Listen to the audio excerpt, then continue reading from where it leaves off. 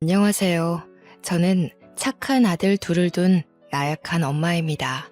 제게는 생각만 해도 끔찍하고 여태 살 떨리는 경험이 하나 있는데요. 아직도 그때의 기억을 털어내지 못하고 가끔씩 악몽을 꿉니다. 두 번 다시 겪고 싶지 않은 일을 지나오면서 제 스스로가 정말 쓸모없고 나약한 존재라고 생각했어요. 두 아이의 엄마로서 전혀 그 노릇을 못했고 무능하기 짝이 없다고 자책을 많이 했죠. 한때는 엄마의 자격이 없다고 여기며 정말 큰일 날 생각까지 했던 사람입니다. 그때마다 제 곁에서 정신 차릴 수 있도록 따끔하게 충격을 준 남편 덕분에 끝내 기회를 다시 얻었네요. 이 글을 쓸 수 있게 되기까지 마음적인 여유를 얻는 데에 굉장한 시간이 걸렸습니다. 이제는 2년 전의 이야기가 되어버린 저의 끔찍한 과거를 지금 청취자들에게 들려드리고자 합니다. 저희 부부는 중국집 가게를 하는 사장입니다. 남편과 함께 신혼 때부터 계획해서 차린 중국집인데요. 한자리에서 제법 오래 했고 매상을 차곡차곡 부지런히 올려 제법 살림을 넉넉하게 살고 있었죠. 위치가 초중고 모여있는 근방에 있었기에 손님은 늘 끊이지 않았어요.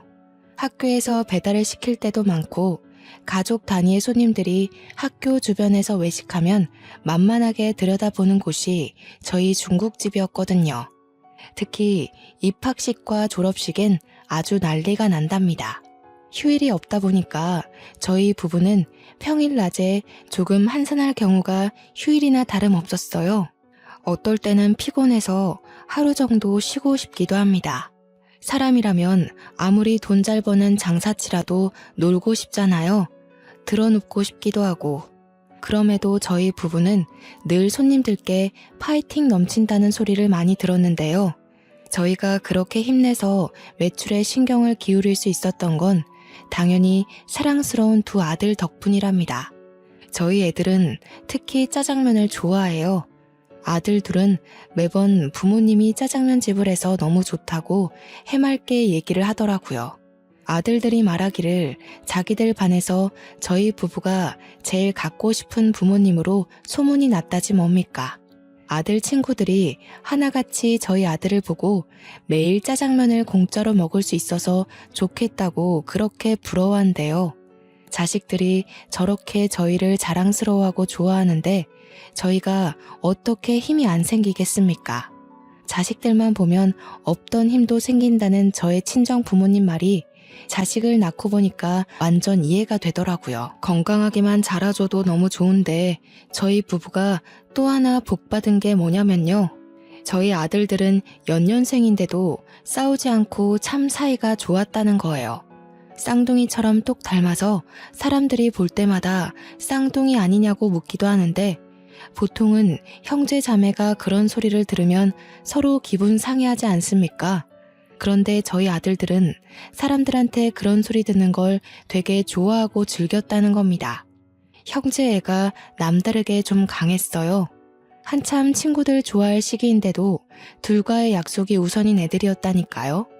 둘이서 놀 땐 웬만한 사이좋은 딸아이들처럼 매일 붙어 다니면서 얌전히 불록놀이를 한답니다.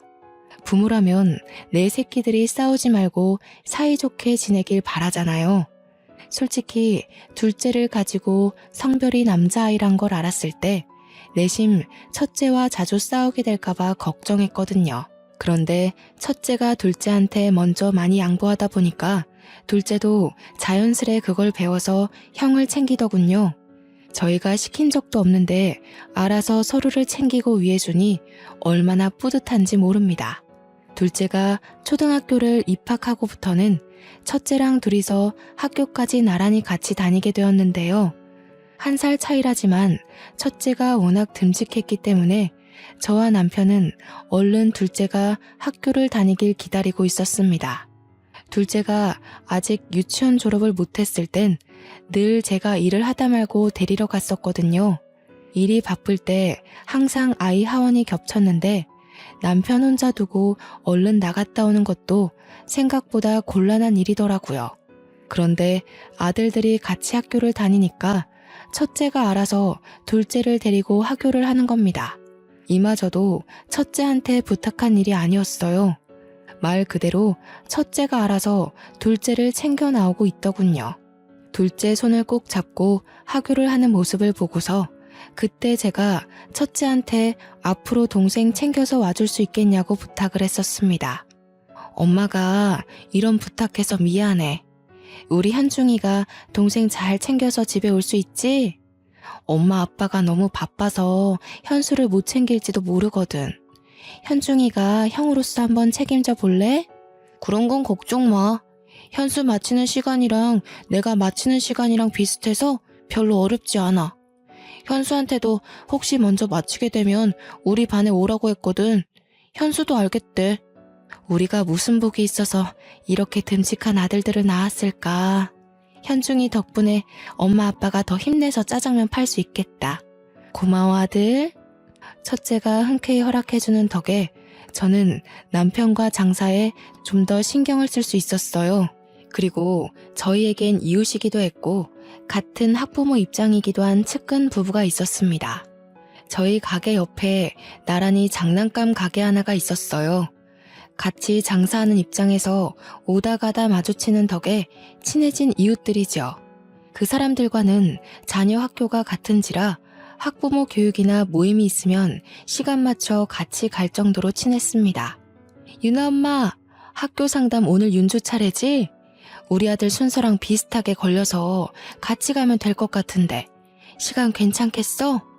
그럼요 언니. 나중에 저녁 때쯤 제가 언니 가게 찾아갈게요. 상담 끝나고 차 한잔 할래요? 이번에 저희 외가 쪽에서 콧감 가지고 왔는데 아주 실하고 맛있더라고요. 좀 챙겨드릴게요. 맛있는 거 있으면 늘 나눠 먹고 서로의 자녀들을 내 자녀처럼 돌봐주기도 했습니다. 너무 고맙게도 우리 아들들 생일이 되면 그 집에서 장난감도 하나씩 선물을 해주곤 했어요. 직접 골라서 원하는 걸 갖게 해주었는데 그날만 되면 아들들이 아침부터 기뻐 날뜁니다. 장난감 받는 날이라면서 마치 산타 할아버지한테 선물 받는 것처럼 행복해했죠. 아들이 둘인 저희와 달리 그쪽은 딸이 둘이었는데요.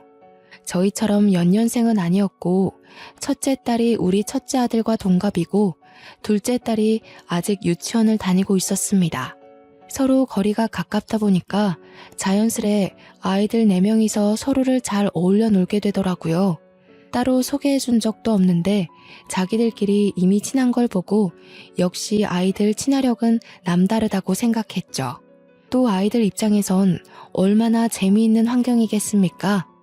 조금만 왔다 갔다 하면 부모님 가게를 탐방할 수 있고 더 가면 학교 놀이터에서 놀 수도 있고 서로 늦게까지 놀더라도 집이 가까우니 금방 귀가할 수 있으니 말입니다.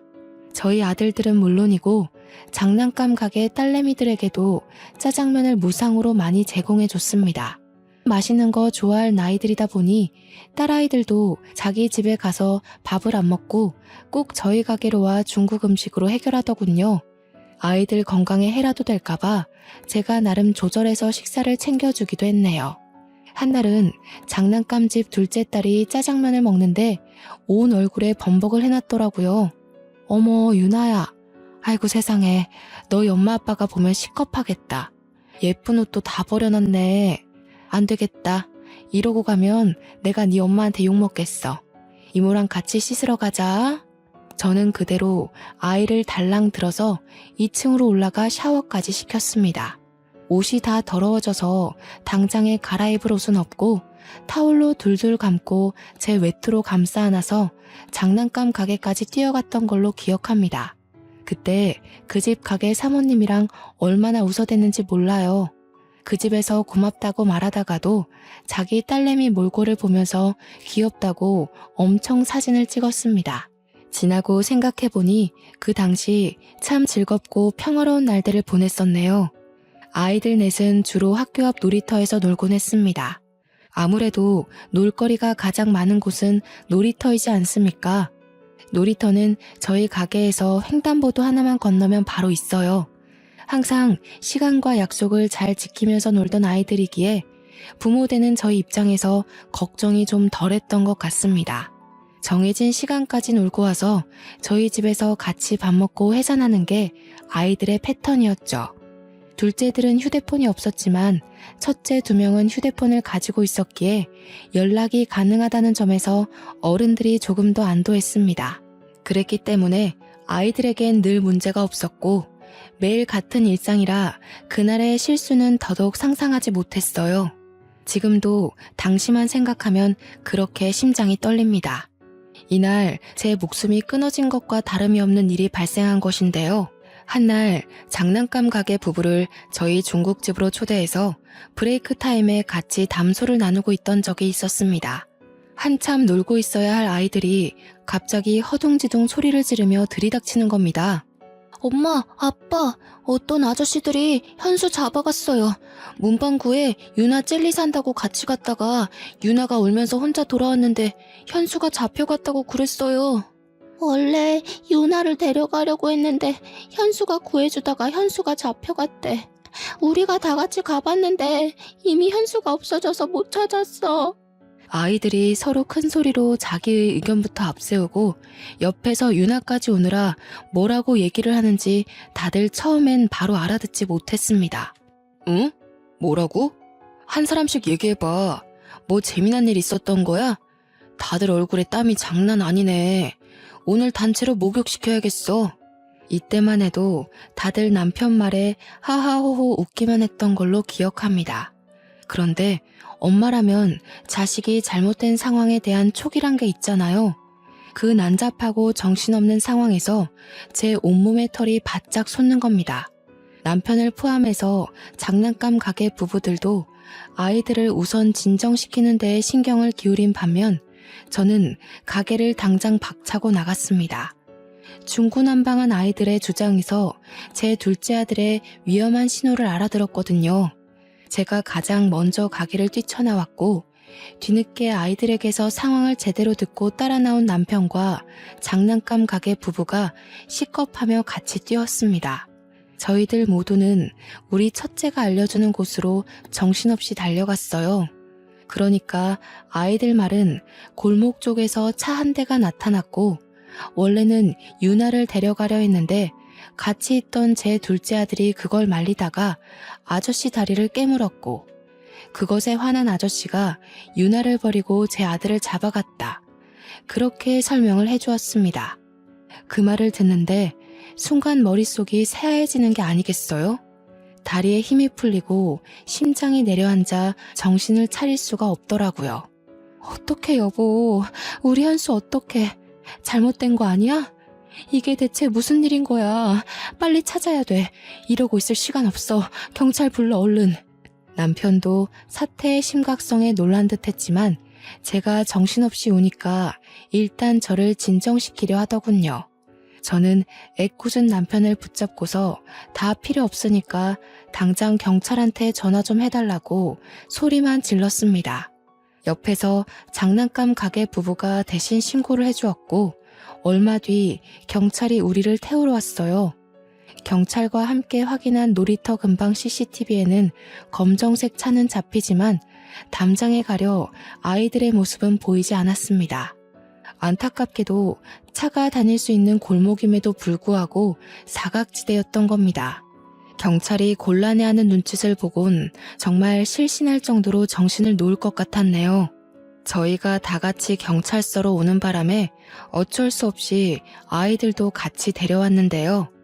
경찰이 유일하게 목격자인 아이들에게 현장을 한 번 더 물어보는 겁니다. 그런데 또 문제는 정작 어느 정도 판단력이 있는 첫째들은 어린 유나한테 얘기를 전해 들은 거였단 거지요. 우리 아들을 데려간 아저씨들을 본 사람은 고작 6살인 유나밖에 없었다는 거예요. 어린 아이의 말은 신빙성이 없지만 그래도 경찰이 유나한테 조심스레 물었습니다. 그러나 그 일 이후로 지레 겁을 먹은 유나는 부모 뒤에 숨기만 할 뿐 어떤 얘기도 해주지 않았습니다. 가슴이 미어 터질 것처럼 불안하던 저는 결국 어린아이한테 몹쓸 짓을 해버렸는데요. 다짜고짜 유나를 붙들고 무섭게 다그치고 말았습니다. 말해 유나야. 네가 봤잖아. 우리 현수 데려간 아저씨들 너밖에 안 봤잖아. 네가 말해야 현수를 찾을 수가 있어. 현수 엄마 왜 이래요. 우리 유나도 많이 놀라서 시간이 필요하단 말이에요. 불안한 건 알겠는데 그래도 아이한테 이러는 건 아니죠. 유나한테 시간이 필요할진 몰라도 내 아들한텐 시간이 없다고요. 우리 현수가 유나 구하다가 그렇게 됐다잖아요. 다른 사람도 아니고 유나 엄마가 이렇게 나오면 안 되죠. 상황이 참 엉뚱하게 흘러가 버렸는데요. 항상 친구처럼 지냈던 유나 엄마랑 결국 싸움을 벌이고 말았지 뭡니까. 어른들이 목소리 높여서 다투다 보니까 유나는 또 큰 울음을 터뜨렸고, 경찰은 그런 유나한테서 더 이상 목격자 진술은 어렵다고 판단을 해버렸습니다. 당시에는 유나의 진술이 무엇보다 큰 희망이었는데 그것마저 가망이 없게 되자 저는 절망하고 말았는데요. 경찰들한테 무릎을 꿇고 사정을 하면서 제발 우리 아들 좀 찾아달라고 부탁을 했습니다. 그나마 이성을 붙들고 있던 남편이 경찰과 얘기를 해서 신고 접수를 했던 걸로 압니다. 그 길로 우리 집과 장난감 가게 부부는 사이가 서먹해졌어요. 그래도 꽤 긴 세월을 이웃으로 함께 잘 지냈는데 한순간에 남보다 못한 사이가 되어버렸죠. 그러거나 말거나 저는 경찰 도움으로 아들 찾는 데 여념이 없었습니다. 장사는 해야 했기에 남편만 정신 바짝 차려 일을 했고, 저는 길거리를 돌아다니며 전단지를 뿌려 방송국도 찾아가 할 수 있는 모든 걸 다 시도하며 아들 찾기에만 온 에너지를 쏟았습니다. 저희 집이 돈이 부족한 게 아니기 때문에 제 아들을 찾기 위해서 더더욱 수단을 가리지 않았죠. 그러면서도 하원하고 돌아오는 유나를 기다렸다가 유나를 붙잡고 계속해서 그날의 진위를 물었습니다. 유나야, 아직도 말해줄 생각이 없는 거니? 우리 현수는 너 구하려다가 사라졌는데 너는 뭐가 그렇게 무서워서 입을 꾹 닫고 있는 거야. 이모가 불쌍하지도 않아? 유나가 기억나는 거 조금만 얘기해줘도 현수 오빠 찾을 수 있어. 응? 그만하세요, 아줌마. 저희 엄마가 아줌마 만나서 얘기하지 말라고 그랬어요. 제 동생 그날 이후로 잠도 제대로 못 자요. 엄마가 최대한 그날에 있는 게 좋다고 저보고도 얘기하지 말라고 했어요. 뭐? 지금 너희들은 다 무사하다고 이렇게 모른 척 하는 거야? 우리 현수가 유나를 무슨 마음으로 구했는데 어떻게 우리한테 이럴 수가 있어. 유나가 잠을 제대로 못 잔다고? 그럼 우리 현수는, 집에도 못 오고 있는 우리 현수는 얼마나 무섭겠어. 아이들한테 화풀이를 해서는 안 되는 거였는데 어른답지 못하게 고작 9살과 6살짜리 애들을 붙잡고 성질을 내버렸습니다. 그냥 너무 화가 났던 것 같아요. 우리 아들이 좋은 마음으로 유나를 도와줬을 걸 알기 때문에 마냥 모른 척 그날을 덮으려고 하는 유나 식구들이 밉더라고요. 제가 울분을 터뜨리자 윤주가 유나를 슬쩍 당기며 제게서 떨어뜨려 놓았습니다. 그대로 저한테서 도망쳐 부모님을 부르며 집으로 달려갔죠. 저만 이 상황이 답답했던 겁니까? 유나네 부모님들은 같은 어른이 돼서 어떻게 이럴 수 있답니까? 자기 딸을 살리다가 우리 아들이 변을 당한 건데 어쩜 이리 모르쇠하고 있을 수 있어요? 하루 이틀 지날 때마다 커져가는 불안감을 이기지 못하고 저는 장난감 가게까지 찾아가서 난동 부리길 여러 번 했던 것 같습니다. 유나 엄마, 좀 나와 봐요. 유나 엄마가 어떻게 우리한테 이래요? 우리 아들이 왜 그런 변을 당했는지 알면 유나 엄마가 이러면 안 되는 거잖아요. 유나네 식구만큼은 이 상황을 모른 척하면 안 되는 거 아니에요? 여보, 이러지 마. 사정 이해 못하는 거 아니잖아. 여기서 이런다고 우리 아들 일이 해결되는 게 아니야. 그만하고 나랑 같이 계속 알아보자. 말이 안 되잖아. 우리 아들이 왜 그렇게 됐는데. 관련 없는 사람들도 아니고 유나가 우리 아들을 봤어. 유나랑 내 아들이 같이 있었다고. 내가 이렇게라도 안 하면 우리 아들을 정말 찾지 못할 것 같아서 이러지. 제가 동네에 떠나가도록 소리를 지르고 오열을 하고 욕을 해도 유나 부모는 코빼기도 모습을 비추지 않았습니다. 그럼에도 양심은 있는지 저를 경찰에 신고까진 안 하더라고요. 그냥 문을 걸어 잠그고 제가 지쳐서 떠날 때까지 두들기도록 내버려 두기만 했습니다.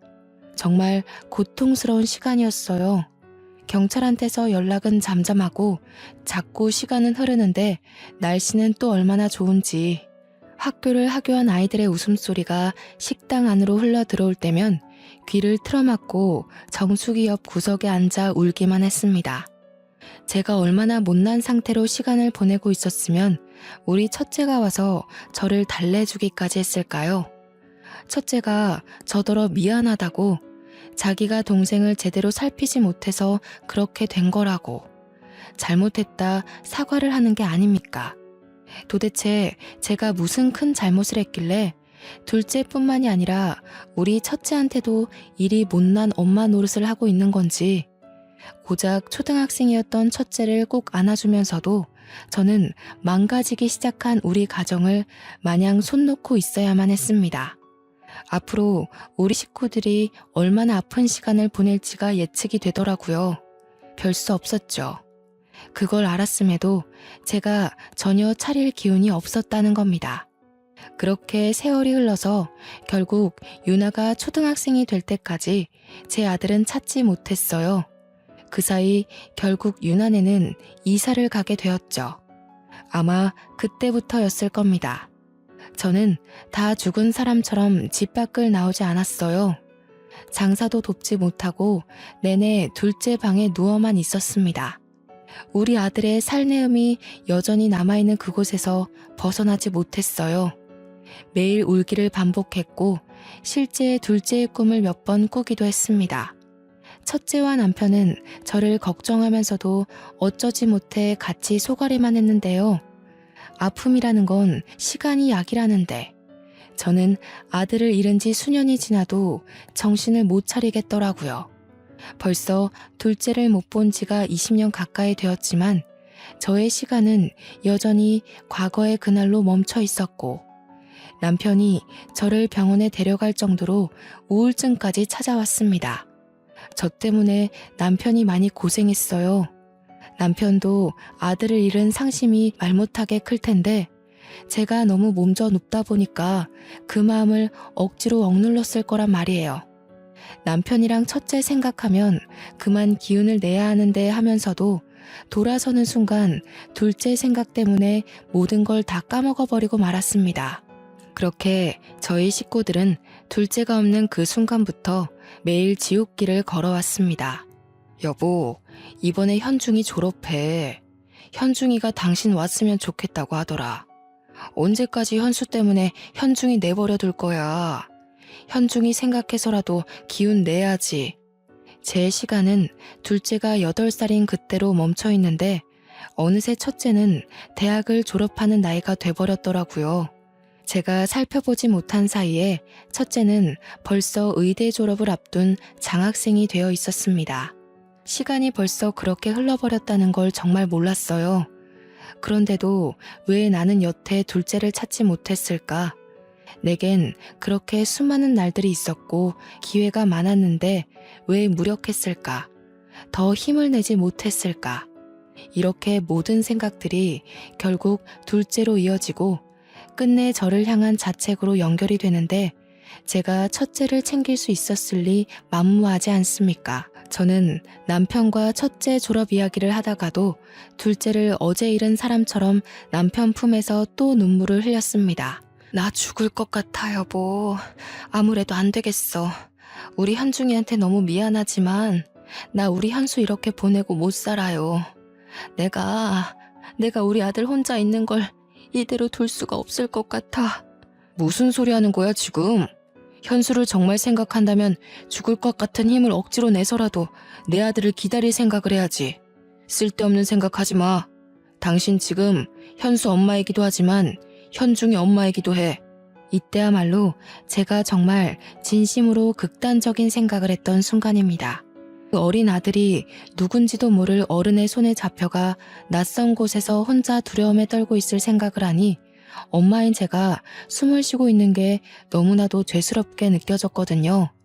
엄마로서 아무것도 못하고 손 놓고만 있어야만 하는 당시 현실이 저를 손가락질하는 기분이었습니다. 아무래도 제가 무의식적으로 우리 아들이 죽었다고 인정한 듯 싶어요. 그래서 그때 아마 제 둘째를 따라 죽고 싶었던 게 아닌가 생각이 듭니다. 제가 그런 위험한 고백을 하고 나서부터 남편과 첫째는 번갈아가며 저를 더 극진히 보살폈습니다. 그야말로 민폐덩어리가 따로 없었죠. 둘째를 잃고 엄마의 자격이 없다고 반평생을 괴로워하며 살았음에도 정작 살아있는 식구들에게마저 여전히 쓸모없는 아내이자 엄마로 있었던 거예요. 남편한테도 너무 미안했지만 특히 첫째한테 미안해서 한날의 졸업을 앞뒀는데도 공부를 하고 있는 첫째 방을 찾아갔습니다. 현중아, 엄마가 미안해. 엄마가 진작에 정신을 차리고 우리 현중이 보살펴줬어야 하는데 아무것도 못해주고 이렇게 슬퍼하기만 했네. 너무 미안하다 아들. 누굴 닮아 이렇게 잘 커준 건지. 우리 아들 정말 훌륭하게 자라줬네. 졸업 너무 축하해. 엄마, 나 아직 현수 포기 안 했거든. 앞으로도 현수를 직접 눈으로 보기 전까지 포기 안 할 거야. 근데 우리가 현수 생사는 알아야 되잖아. 당연히 현수가 살아있다고 믿지만 확실히 하기 위해서 이제 그만 유전자 등록을 하는 게 어떨까 싶은데. 첫째는 자기도 둘째가 돌아오길 나날이 기도하고 있다고 했습니다. 동생을 지켜주지 못했단 사실에 첫째도 그날이 꽤 트라우마로 남아있는 것 같았어요. 그러면서도 과연 정말로 동생이 살아있을까 그런 걱정 때문에 늘상 무거운 책임을 안고 있는 듯 했죠. 저는 첫째가 하고자 하는 말이 무슨 뜻인지 못 알아듣는 게 아니었습니다. 단지 둘째의 죽음을 받아들이기가 겁이 나서 차마 경찰서에 유전자 등록을 못했던 거예요. 하지만 이젠 정말 때가 왔고 더는 저 하나 때문에 식구들까지 괴롭게 할 수 없다고 생각했습니다. 그래, 그러자.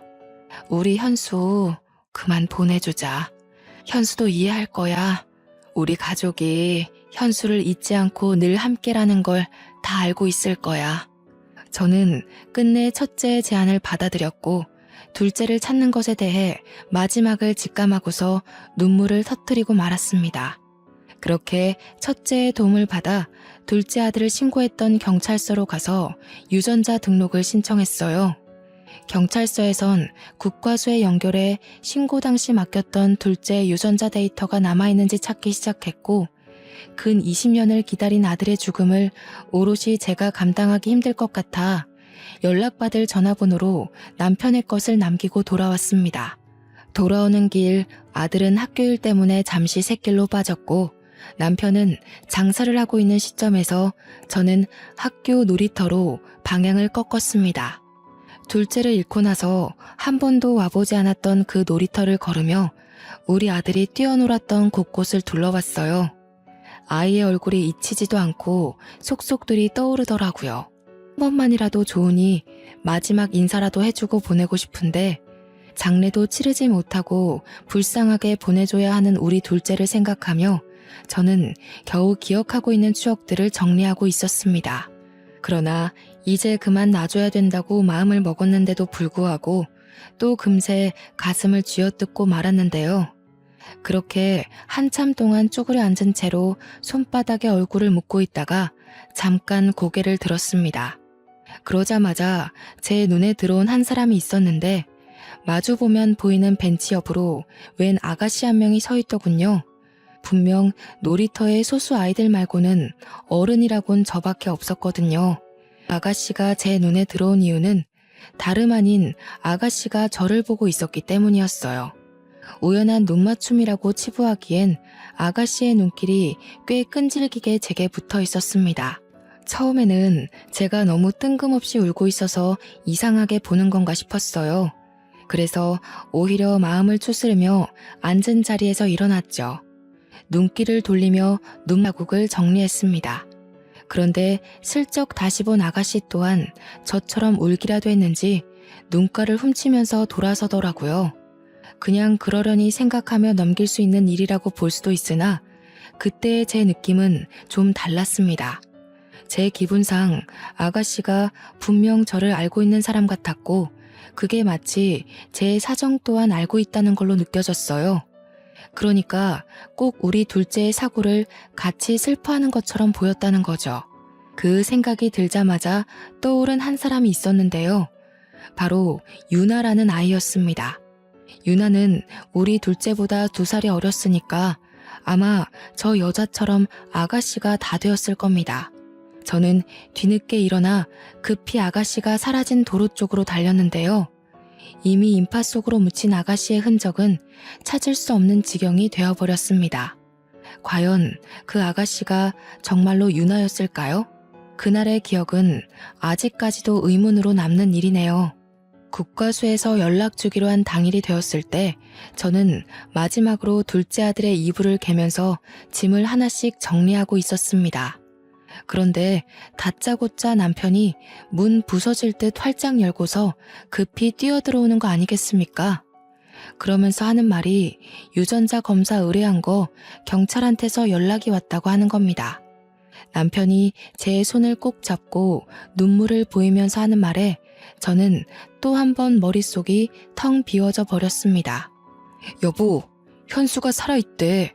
경찰이 지금 위치 파악 중이야. 어떻게 이럴 수가 있지? 우리 현수가 정말 장하게 버텨준 거야. 거 봐. 우리 아들 살아있을 거라고 했잖아. 이제 다 끝났어. 여보, 더 이상 마음고생 안 해도 돼. 정말 고생했어. 남편의 말을 듣는데 지금 제가 꿈을 꾸고 있는 건지 판가름하기까지 오래 걸렸습니다.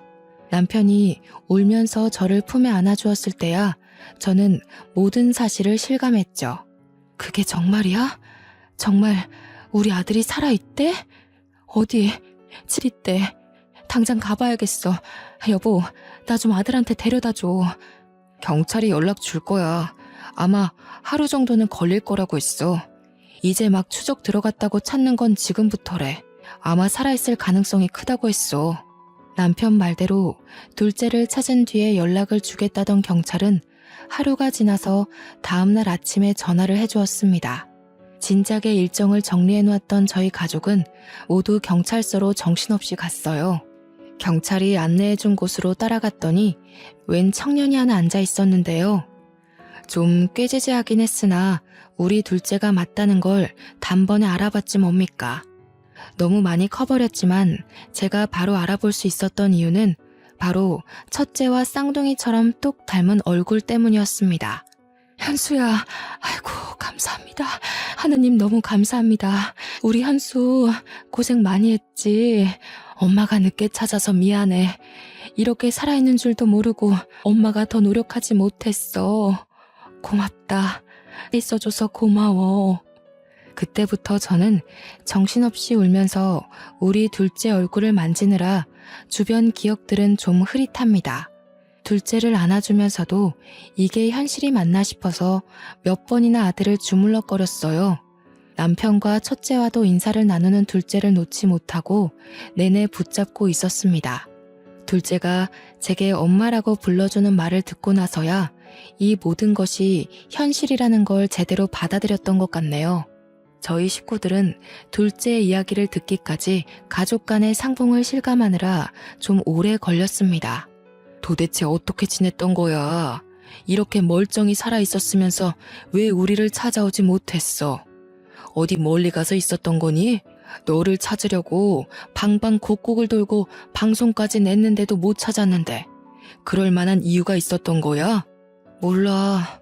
살았는지도 모르겠고 집에 어딘지도 기억이 잘 안 나고 그냥 깡패 아저씨들이 도망가면 가만 안 둔다고 해서 시키는 대로 있었어.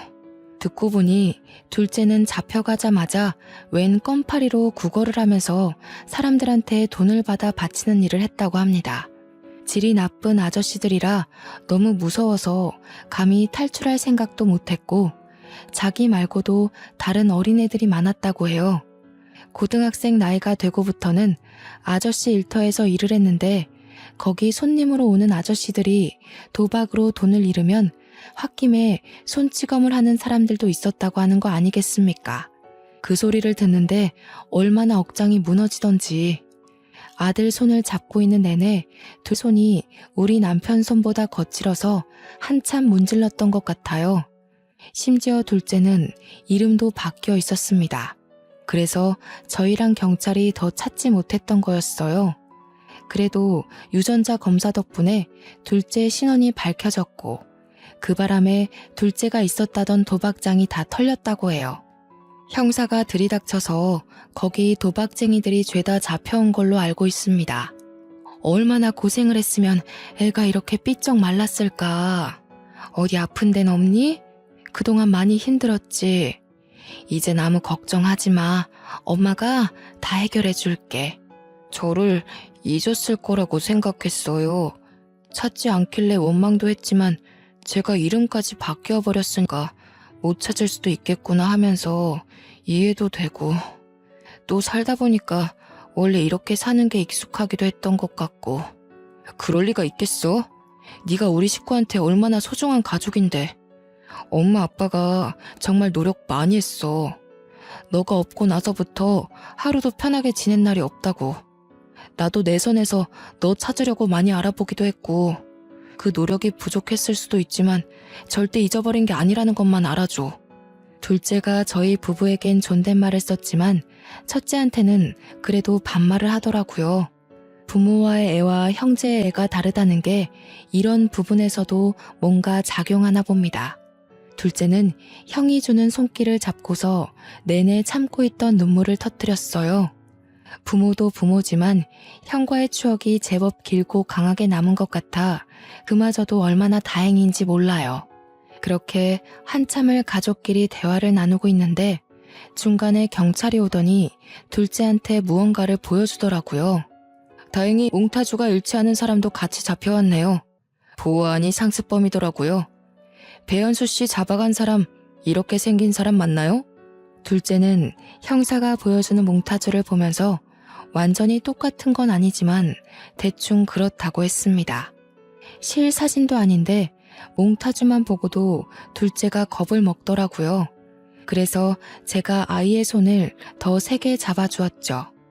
헌데 경찰이 보여주는 몽타주에서 좀 의아한 부분이 있었습니다.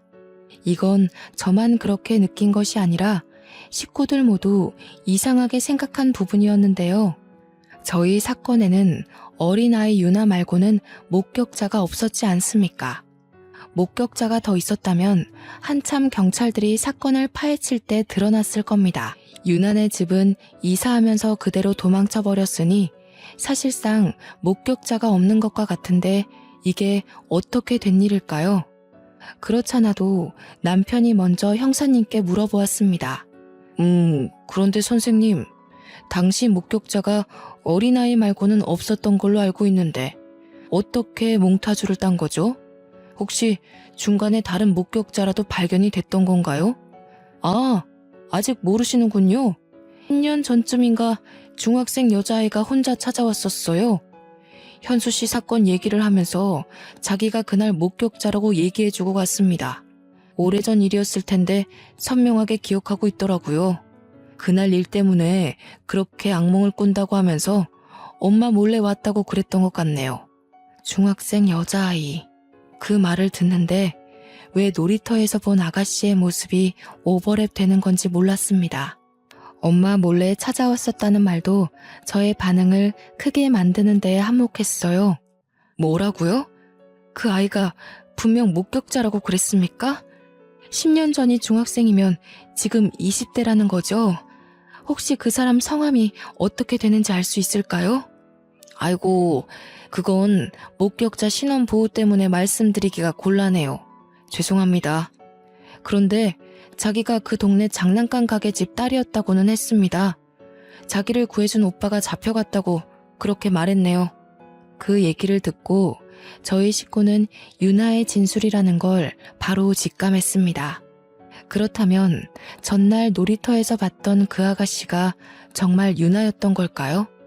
확실한 증거는 없지만 왠지 유나가 맞는 것 같은 느낌이 들었어요. 듣자 하니 유나도 그날이 트라우마로 남아 혼자 마음고생을 많이 했나 봅니다. 중학생 나이까지 악몽을 꿨을 정도면 굉장히 많이 시달렸다는 건데 심지어 엄마 몰래 경찰서를 찾았다고 하잖아요.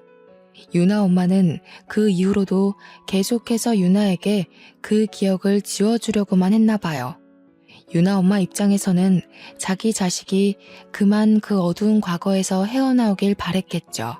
그런데 오히려 그 방법 때문에 유나가 과거를 더 또렷하게 기억했는지도 몰라요. 정작 유나의 근본적인 상처를 어루만져 주지 못하고 아이를 더 힘들게만 한 게 아닌가 싶네요. 저 또한 지난 일이라지만 당시 우리 둘째 일 때문에 그 조그만 아이를 닥달했던 게 문득 미안했습니다. 분명 저의 어른답지 못한 발악 때문에 유나한테 더 트라우마가 되었을 거라고 봐요. 지금은 유나네가 어디서 어떻게 살고 있는지 모르겠지만 우연히 만나게 된다면 유나한테 꼭 미안했다고 말해줘야겠습니다. 경찰서를 나온 뒤 저희 식구는 둘째를 데리고 가장 비싸고 맛있는 레스토랑에 가서 밥을 먹이려고 했습니다. 그러나 둘째가 식구들이랑 같이 엄마가 해주는 밥을 먹고 싶다고 해서 바로 집으로 데려갔네요. 저는 상다리가 부러지도록 1시간 넘게 밥상을 차렸습니다. 식사 자리에서도 저희 식구는 둘째가 밥 먹는 모습만 한참 바라봤어요. 나 체하겠어요. 빨리 밥들 먹어요. 나도 울고 싶은 거 엄청 참고 있거든요. 그러니까 이제부터 그만 울기야. 지금까지 서로 얼마나 많이 울었겠어요. 만나서까지 울지 말아요, 우리. 이제 서로 웃기만 해요. 그래, 그러자. 그래도 이 말은 꼭 해주고 싶네. 이렇게 잘 버텨줘서 너무 고맙다. 앞으로 하고 싶은 일, 사고 싶은 거 있으면 형한테 말해. 형이 다 해줄게. 누구보다 힘들었을 우리 둘째가 앞으로 사회에 정상적으로 재기할 수 있도록 저희 식구는 지원을 아끼지 않을 생각입니다. 저는 아직도 이게 꿈인지 생시인지 가끔 몰라서 자다가 새벽에 일어나 둘째 방문을 열어봐요. 벌써 이 일이 2년 전이 되었음에도 한번 둘째와 못해봤던 추억들을 나누려면 또 다른 의미로 정신이 없을 것 같습니다. 그렇게 지내다 보면 자연스레 저의 불안한 증세도 많이 완화되겠죠. 기적처럼 제 품으로 돌아와준 우리 아들의 이야기를 쓰면서 과연 제가 글을 잘 마무리할 수 있을까 싶었는데 벌써 마지막 인사를 할 차례네요. 이곳에 제 아픔을 풀기까지 오랜 시간이 걸렸다고 말씀드렸는데요. 나름 여기다 정리를 해보니까 지난 날보다 제가 많이 안정되었다는 걸 느꼈습니다. 좋네요. 이런 기회를 통해 제 안에 있던 온전한 트라우마를 꺼내놓은 기분이에요. 너무 감사한 시간들이었고 꼭 아픈 사연이 아닌 기가 막히게 행복한 사연들도 여기다 써보고 싶은 마음입니다.